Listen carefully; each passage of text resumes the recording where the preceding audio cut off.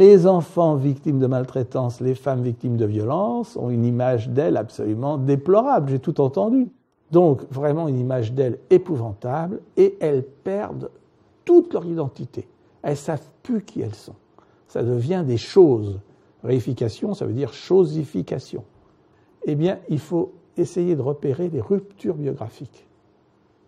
C'est-à-dire, si dans la vie de quelqu'un, tout d'un coup, il se passe quelque chose qui est inattendu. Et s'il se passe quelque chose qui est inattendu, on peut se dire qu'à ce moment-là, il s'est passé des choses. Par exemple, une jeune fille qui tout va bien, elle va à l'école, tout ça, puis à partir de 14 ans, elle commence à fumer du shit, à faire des fugues, à se prostituer, tout ce qu'on voudra, etc. C'est pas normal. Dites-vous qu'à ce moment-là, il s'est passé quelque chose de grave. Mais remarquez, le plus simple, c'est de poser carrément la question systématiquement. Et les plus graves victimes de violences conjugales actuelles, vous verrez que ça se répète. On est dans la répétition. Hein? Et évidemment, c'est plus compliqué à soigner quand ça commence à l'âge de 3, 4, 5, 10, 12, 13. Plus ça commence tôt, plus les dégâts sont importants. Et plus vous aurez du mal avec elles.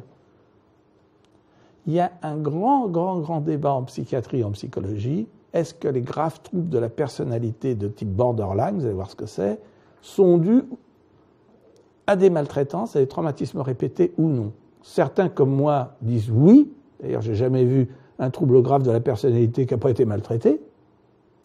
Même du côté des criminels. Moi, je suis expert judiciaire, j'ai jamais vu un récidiviste, jamais vu un violeur, j'ai jamais vu des gens comme ça qui n'ont pas été maltraités dans l'enfance. Je n'ai pas dit forcément violés, j'ai dit maltraités. Les violeurs ont généralement été maltraités.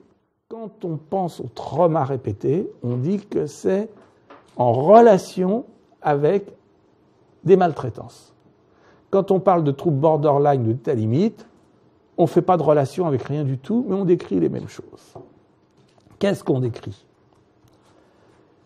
Écoutez bien, parce que ça, c'est fondamental. Une dysrégulation des réponses aux signaux traumatiques.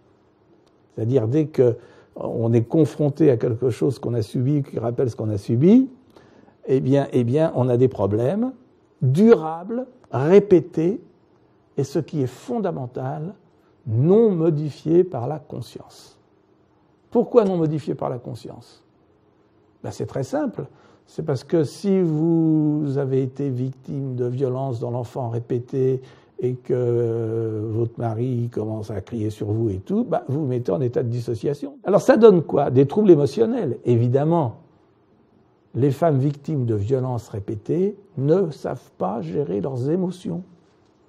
Elles ont des troubles somatiques, elles ont toujours mal à droite, mal à gauche, etc., etc. Nous, on appelle ça des symptômes écrans. Des troubles du comportement, donc toujours dans la répétition, vous avez vu. Et alors, la répétition, elle est facile, elle est littérale. Voilà. Alors, par exemple, mademoiselle Machin, elle est prostituée. Alors, elle vous raconte son histoire. Donc, elle a été élevée dans une famille où le père exerçait une emprise sur elle. Il était parfois gentil, parfois méchant. Il lui donnait beaucoup d'argent. Évidemment, il l'a violée, donc il y a des rapports sexuels transgressifs.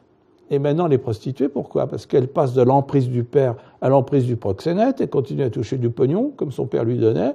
Et elle a toujours des rapports transgressifs.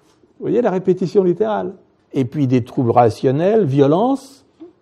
Elle vous engueule, tout ça, opposition, méfiance, parfois hyperconformisme, et honte et culpabilité. Et bien entendu, un manque de confiance en soi, en vous, en moi, envers la justice, envers tout le monde. Donc porter plainte, c'est compliqué quand vous n'avez pas confiance.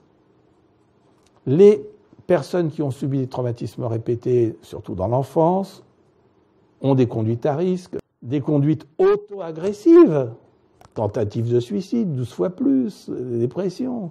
Tout ceci permet évidemment un état d'anesthésie émotionnelle, je ne suis plus là, ça permet des passages à l'acte, mais ça aggrave l'image de soi. Tout ce qui justifie la loi du plus fort, eh bien, c'est accepté par tout le monde. On est tous dans une société de performance, on est tous comme ça, on est tous contaminés par la performance. N'empêche que, dans les groupes de parole, il faut critiquer le patriarcat, comme on disait dans le temps, ce que vous faisiez probablement comme cause principale de la violence faite aux femmes. Certes, il y a peut-être des problèmes psychologiques du côté de la femme, du côté de l'homme, mais la société est responsable aussi, et ça, on ne veut pas le voir, bien sûr.